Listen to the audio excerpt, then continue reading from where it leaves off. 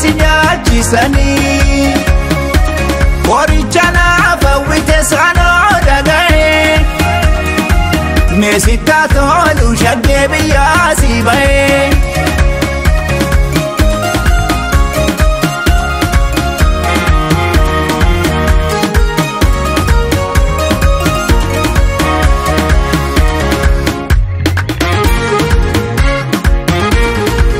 Ofisa yo tole male Durbande sana ramani Dubbina matirra keessa Angi dibita senani Kaleessa kooti jabuune Daafina laaje lameessu Bareeddu saadu da'uube Gaarii salphaa jala beeku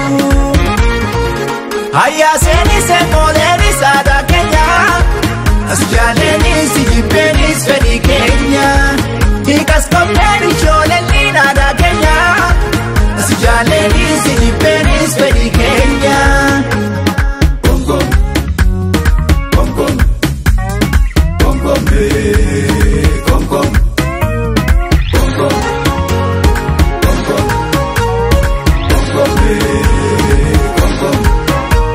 Asusana susuma Agaro biya muna yaada mane Alagana laguma Nutu wali kafana yaada mane Mana shasha yugombe Malabasa barana yaada mane Natina saisone Lalabasa barana yaada mane Dambu ko yaada bale Imbulan yaada male Shaddar keessa deemani yaada bale Yabbi makiina male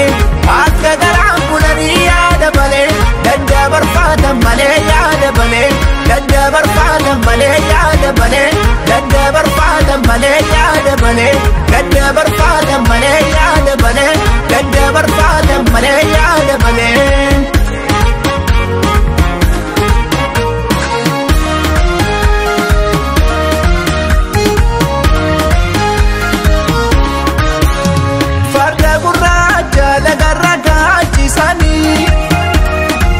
Qoricha naaf hawwite sinyaachisani Qoricha naaf hawwite saanoo dhagaye meesittaa tolu shaggee biyyaa si bahe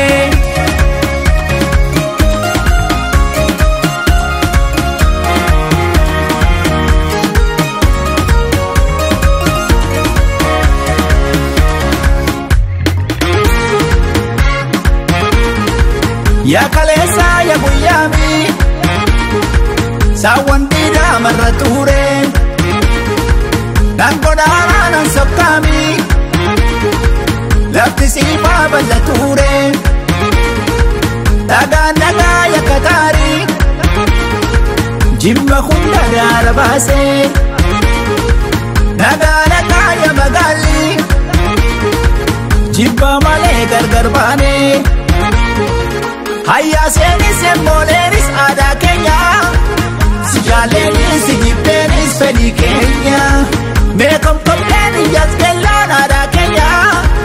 Sijaleni si jibbenis fedi Kenya Kom kom Kom kom Kom kom Kom kom Kom kom Kom kom Kom kom Kom kom Asusana susuma Agaro biya muna yaada mane Alagana laguma Nutu wali kafana yaada mane Mana shasha yugombe Malabasa barana yaada mane Natina saisone Lalabasa barana yaada mane